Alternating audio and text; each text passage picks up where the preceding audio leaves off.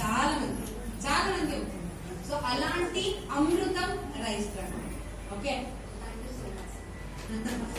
So అలాంటి ఒక oil ఉంది. అలాగే మా గోధుమ పిండి 9 టైమ్స్ క్లీనింగ్ ప్రాసెస్ అవుతుంది. ఆ గోధుమ వస్తుంది కదా, ఆ గోధుమని క్లీన్ చేయడానికి 9 టైమ్స్ అవుతుంది. మరి పాత కాలంలో ఇలా చేసేవారు కదా. ఇప్పుడు గోధి అంతా మనం మిషన్ కి వేసేస్తాం కదా, అది హీట్ అయిపోతుంది. హీట్ అయినప్పుడు ఏమవుతుంది, దాంట్లో ఉన్న యాంటీ ఆక్సిడెంట్స్ కావచ్చు, ఫైబర్ కావచ్చు, మైక్రో న్యూట్రియంట్స్ కావచ్చు, ఇదంతా పాడైపోతుంది. కానీ పాత కాలంలో ఏం చేసేవారు, చేతిలో గ్రైండ్ చేసేవారు కదా. సో పౌడర్ కళ్ళతో రాళ్ళతో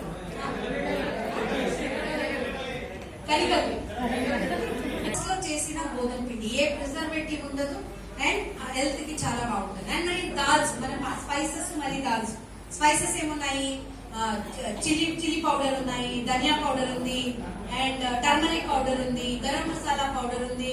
సో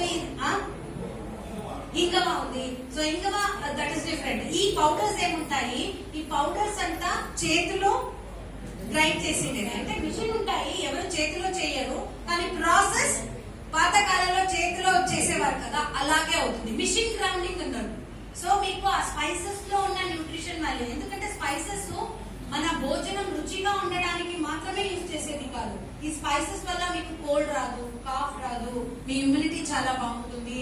సో బ్రిటిష్ అంతా మన ఇండియాకి ఎందుకు వస్తారు, ఈ స్పైసెస్ నుంచే కదా. సో ఆ స్పైసెస్ లో హెల్త్ ఉంటుంది. సో ఆ స్పైసెస్ ని న్యాచురల్ గా ప్రాసెస్ అవ్వాలి. సో అలా న్యాచురల్ గా ప్రాసెస్ చేశారు మన స్పైసెస్. మన దాల్స్ ఉన్నాయి, మీకు దాల్స్ అంటే అర్ర దాల్ ఉన్నాయి, వేరే దాల్ ఉన్నాయి కదా, పప్పులు.